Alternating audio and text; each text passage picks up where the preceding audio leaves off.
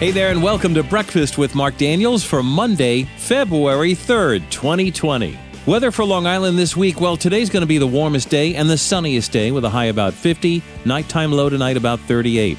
Rest of the work week, temps look like they'll be in the mid to upper 40s, nighttime lows in the mid 30s. Every day, a chance of showers through Friday. And with the warm weather today, I hate to admit it, but I haven't taken down my icicle lights yet. And I think this will be a day that I'll be comfortable enough to be outside and finally take care of that chore that my wife has been pointing out every time we pull into the driveway.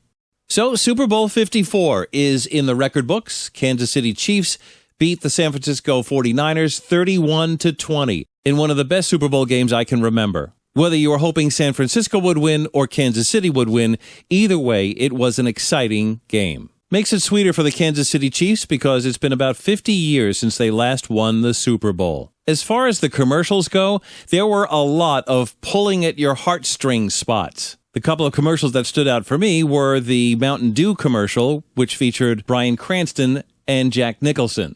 The second was the series of Tide commercials that ran throughout the Super Bowl. They redid and resurrected the Jake from State Farm commercial. That spot just never gets old. And that Cheetos commercial featuring MC Hammer. As far as the halftime show goes, you either loved it or you hated it. Those were a lot of the comments I saw on Twitter. There really wasn't much in between. Some of the comments also included that the Super Bowl halftime show should have been rated PG or R, while others said that J-Lo and Shakira were awesome. Most importantly, I'd like to know what you thought of the Super Bowl halftime show, the commercials, and the game. You could comment on Facebook, Instagram, or YouTube. So with the second month starting in 2020, thinking back on January, not too much snow and not really too cold. Meteorologists say for the Northeast, temperatures will be above normal for at least the first half of the month and very little, if any, snowfall. February is the least liked month on the calendar, and for obvious reasons, it's cold, it's snowy, there's no leaves on the trees, and you got to put on 6 layers to go outside to stay warm, generally. But for me, as a kid, I always loved February because I used to look forward to those really big snowfalls. Now, as an adult, I don't really look forward to those much anymore. But you have to admit, every now and then, it's nice to have a big, gigantic snowfall where everybody stays in, eats chicken soup, watches and binges Netflix all day, and stays in their PJs. But the way things are going now, I am enjoying saving a pile of money on my heating oil bills. Speaking of weather, which was predicted by the groundhog yesterday, we had a few of them, and there's a difference of opinion. This is almost sounding political, wouldn't you say? Holtzville Hal and Malvern Mel on Long Island, they saw their shadow, which means 6 more weeks of winter. I'm still scratching my head, wondering how did these creatures see their shadow on a morning when it was raining and snowing? I don't get it. Something fishy going on here. Meanwhile, Quogs Quigley, that's our latest groundhog on Long Island, did not see his shadow. Good for you, Quigley, and that means an early spring. Meanwhile, Punxsutawney Phil, America's official groundhog, did not see his shadow, and that means an early spring. Way too many opinions here. So what I'm going to do is I'll just stick to the Weather Channel. The majority of posts and responses and emails I received about Valentine's Day says one thing. Most of us want to keep it simple. But if you and your partner choose to go out for dinner on Valentine's Day night, Newsday has a long list of restaurants that have deals for Valentine's Day. Just go to Newsday.com and search Valentine's Day deals.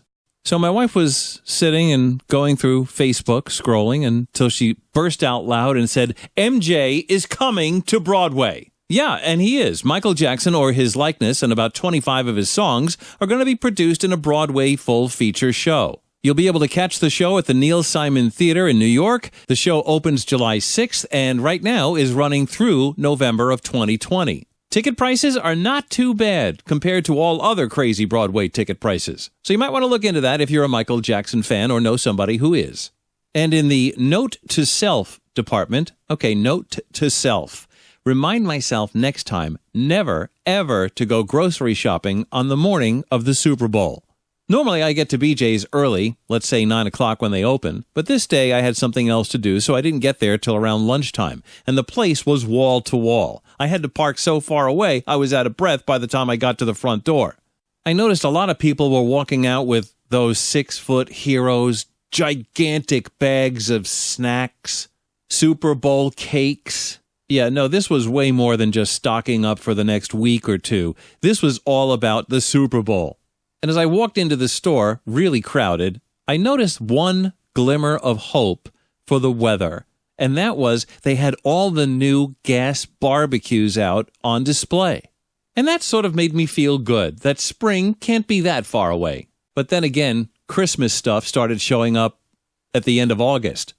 And when I got to the register to pay, it reminded me, that my membership had expired and would I like to renew today or have to pay a whole lot more as just a regular shopper and not a club member. I've been putting it off, quite honestly, week after week. It would remind me, your membership's about to expire. Would you like to renew? And I always said no. But today, I had no choice. And quite honestly, I did forget. So as I willfully agreed to pay, I started thinking, this membership fee, am I really saving that much money? Do you save that much money at places like BJ's and Costco's, the warehouse food places, for that membership fee? And every year I go back home thinking, I'll calculate to see if I'm really saving any money. Is this really worth it? That I never do.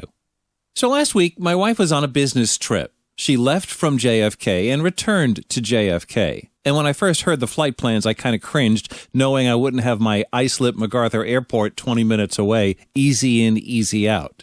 Anyway, I went to pick her up on Friday night. It was a late flight in, about 10:45. And if you know me, I got there really early. Didn't want to have any chance of missing her or keeping her waiting. And before I left, I checked into JFK's cell phone lot. And yes, they have two of them, one on the JFK Expressway and the other one on the Van Wyck Expressway. So I knew I'd have a place that I could hang out while I waited for her flight to come in. And everything worked out fine. She texted me when the plane landed, and then she texted me when she got her bag, and then she was leaving the building. So now I could leave the cell phone lot, drive around, because they don't let you park in front of the terminal, just scoop her up, and then we'd be on our way. As a matter of fact, I was using something called a flight tracker app. You could actually see the airplane, where it is, and when it lands, which gave me a clear indication of when she'd be available to be picked up. But while I was sitting there waiting for her to come in, using all this technology, the flight tracker app, then her cell phone call, her text about getting her bag and she's ready to be picked up, I started thinking one thing. How the heck did we do it before cell phones, before texting, cell phone calls, without flight trackers? How did we do this 30 years ago to pick someone up at JFK? How did we know that the flight didn't get delayed or had to set down at a different airport because of weather or traffic or whatever? How did we even know that? Quite honestly, I don't remember how we used to do this. Did we have to park in short-term parking, pay that ridiculous fee, go into the airport, read the giant tote board of airlines' arrivals and departures and delays, and then make a determination based on that information when and if your party was going to arrive? Or maybe you were one of those people who did what the limo drivers do.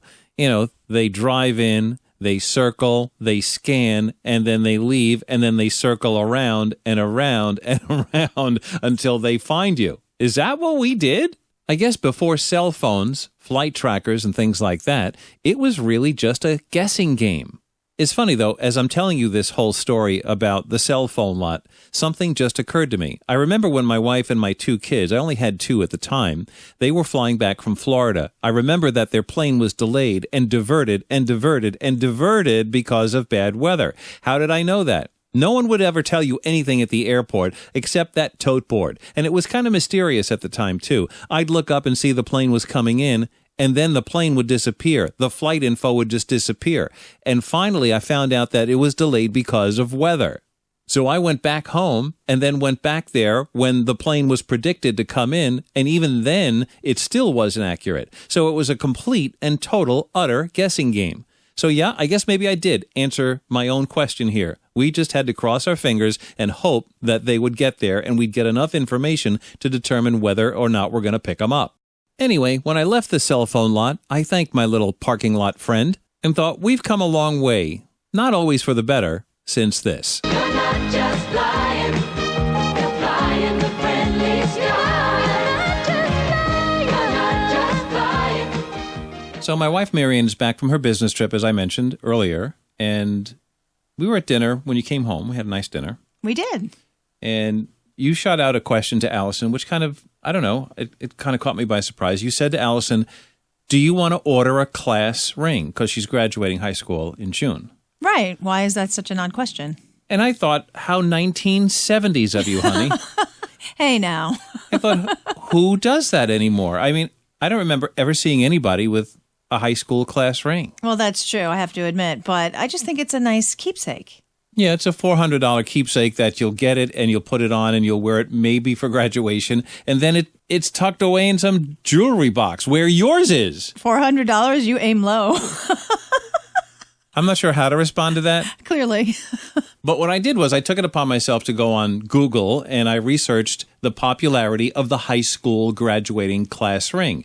And what I read was like 20% of the kids compared to in 1980, where it was like 70% of the kids are ordering class rings. So I think it's one of those things that's gone. You know, it's But why is that, though? I don't know. I think you said it best. I think you said it's becoming a thing of the past. So I don't even know why you asked Allison if she wants a high school class ring. Well, even though I don't wear mine, the high school one or the college one, I do like seeing them in my jewelry box because they're just a nice keepsake, a nice memorabilia. So what do? You say, hello, high school class ring, memorabilia.